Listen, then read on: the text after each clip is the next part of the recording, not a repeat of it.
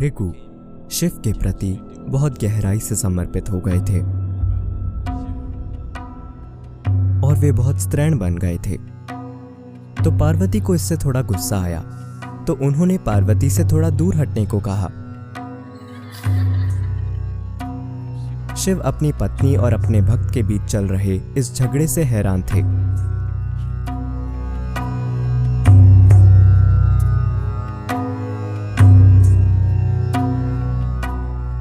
अगर आपको यह पहले से पता नहीं है कि योग परंपरा में शिव को भगवान की तरह नहीं बल्कि आदि योगी के रूप में देखा जाता है, इसका मतलब है कि वो पहले योगी हैं और आदि योगी यानी पहले गुरु भी हैं। और आज एक विज्ञान के रूप में योग, एक प्रणाली के रूप में योग, आंतरिक खुशहाली के लिए एक तकनीक के रूप में योग हमारे लिए सिर्फ नारीत्व के एक खेल के कारण उपलब्ध हुआ है। यानी पार्वती ने उन्हें सिखाने के लिए मजबूर किया था, उन्होंने खुद कभी ऐसा नहीं किया होता। तो क्योंकि वे प्रथम गुरु बने तो स्वाभाविक रूप से उनके शिष्यों और भक्तों का विकास हुआ। पहले 7 शिष्य जिनको उन्होंने योग सिखाया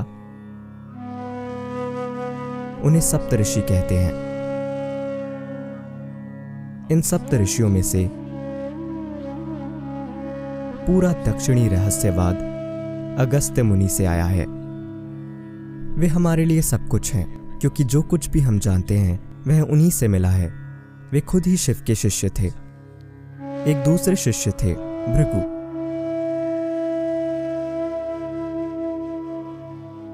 भृगु शिव के प्रति बहुत गहराई से समर्पित हो गए थे और वे बहुत स्त्रैण बन गए, क्योंकि भक्ति की प्रकृति स्त्रैण है। वे शिव के बहुत बड़े भक्त बन गए। तो हर दिन वो आते और वो 3 बार शिव की परिक्रमा करना चाहते थे, यानी वो 3 बार प्रदक्षिणा करना चाहते थे। इसके बिना वो अपना दिन शुरू नहीं करते थे। और पार्वती वहीं पर थी। तब तक वे भी पूरी तरह से आत्मज्ञानी बन चुकी थीं। लेकिन भृगु उन्हें पूरी तरह से अनदेखा करके सिर्फ शिव के चारों ओर घूमते थे, उन दोनों के चारों ओर कभी नहीं। तो पार्वती को इससे थोड़ा गुस्सा आया। तो एक दिन वो शिव के पास बैठ गईं।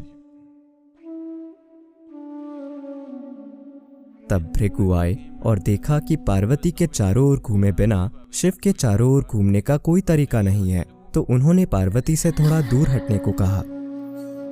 ऐसा तरीका एक भक्त का होता है। वे तार्किक नहीं होते, बहुत स्त्रैण होते हैं, लेकिन वे बहुत तीव्र होते हैं। पार्वती ने कहा, मैं दूर क्यों हटूं? उन्होंने कहा, मैं सिर्फ भगवान के चारों ओर घूमूंगा, आपके नहीं। भृगु ने देखा कि सिर्फ शिव के चारों ओर घूमने के लिए जगह काफी नहीं है, तो उन्होंने खुद को एक चूहे में बदल दिया और पार्वती को अनदेखा करके या पार्वती को परिक्रमा में शामिल न करते हुए सिर्फ शिव के चारों ओर घूमने लगे। So Shiva was just amused by this tiff that is going on between his wife and his devotee. Shiv अपनी पत्नी और अपने भक्त के बीच चल रहे इस झगड़े से हैरान थे। उन्होंने पूरी बात का जायजा लिया और उन्होंने बस यह देखने के लिए कि अब भृगु क्या करेंगे, पार्वती को झपटकर अपनी गोद में बैठा लिया। अब वह पार्वती की परिक्रमा किए बिना शिव की परिक्रमा कैसे करेंगे, क्योंकि वो उनकी गोद में बैठी हैं। तब भृगु ने खुद को एक पक्षी में बदल दिया और बस शिव के चारों ओर घूमने लगे।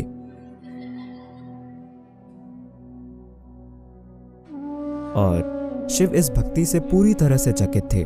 एक भक्त खुद को किस तरह अभिव्यक्त कर रहा है, इस बात से वे बहुत खुश थे और साथ ही हैरान भी थे कि इस भेदभाव के कारण पार्वती किस तरह परेशान हो रही हैं।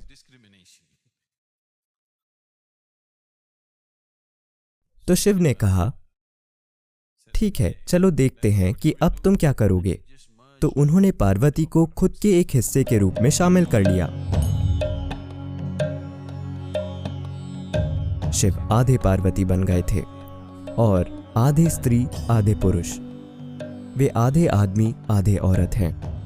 अगर कोई यह जानता है कि इसे पूरी सीमा तक कैसे पोषित किया जाए, तो यह आधा पुरुष आधा स्त्री बन जाएगा, और ये ऐसा ही होगा। तो इसे अर्धनारी कहते हैं, जहाँ वे आधे आदमी और आधे औरत हैं। तो उन्होंने पार्वती को अपना एक हिस्सा बना लिया, बस ये देखने के लिए कि अब भक्त क्या करेगा।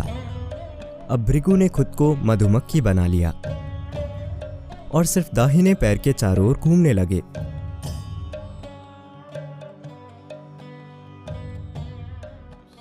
तो शिव और पार्वती दोनों हंसे और उन्होंने कहा, ये आदमी नहीं है, इनमें स्त्री प्रकृति बहुत ज्यादा है। वो जिस चीज के प्रति समर्पित हैं वही उनके लिए सब कुछ है, बाकी कोई चीज उनके लिए मायने नहीं रखती। तो वे बाएं पैर के चारों ओर जाने से इनकार करते हुए बस दाहिने पैर के चारों ओर घूमने लगे, क्योंकि बायां पैर पार्वती है। फिर भृगु की भक्ति का यह बचकाना तरीका मनोरंजक और अच्छा था, लेकिन साथ ही शिवा नहीं चाहते थे कि भृगु अपनी भक्ति में खो जाएं और अस्तित्व की परम प्रकृति से चूक जाएं। तो वे सिद्धासन की योग मुद्रा में बैठ गए, जहां उनके पैर या उनके शरीर के किसी दूसरे हिस्से की परिक्रमा करने का कोई तरीका नहीं था। If he has to do it, he has to do it for both these principles of feminine and masculine. अगर उन्हें ऐसा करना है तो उन्हें इसे नारित्व और पुरुषत्व दोनों ही सिद्धांतों के लिए करना होगा। तो इसी तरह से यह शरीर ऐसा बन गया है कि यह आधा पुरुष और आधा स्त्री है, या पुरुषत्व और नारित्व बराबर अनुपात में है। अगर कोई व्यक्ति जानता है कि इसको कैसे पोषित करे, तो हर इंसान में दोनों पहलू पूरी तरह से सक्रिय और जीवंत रहेंगे। अगर हम अपने इन दो हिस्सों को बराबर तीव्रता से स्पंदित होने दें,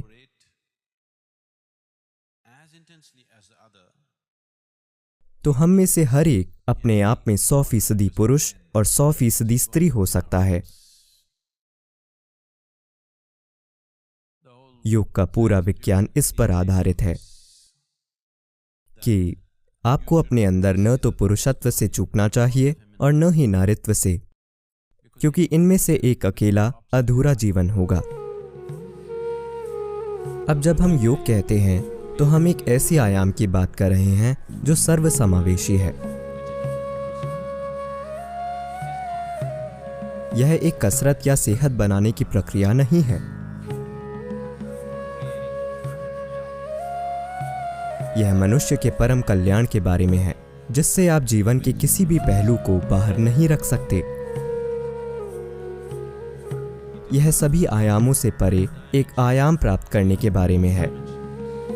यह एक ऐसी प्रणाली और विधि के बारे में है जो आपके अपने मौजूदा तंत्र को चैतन्य तक पहुंचने की एक सीढ़ी की तरह इस्तेमाल करती है, ताकि आपका शरीर, आपका मन, आपकी भावना और आपकी ऊर्जाएं चैतन्य तक ले जाने की सीढ़ी बन जाए। यानी आप खुद को अपनी परम प्रकृति की दिशा में एक सोपान बना लें।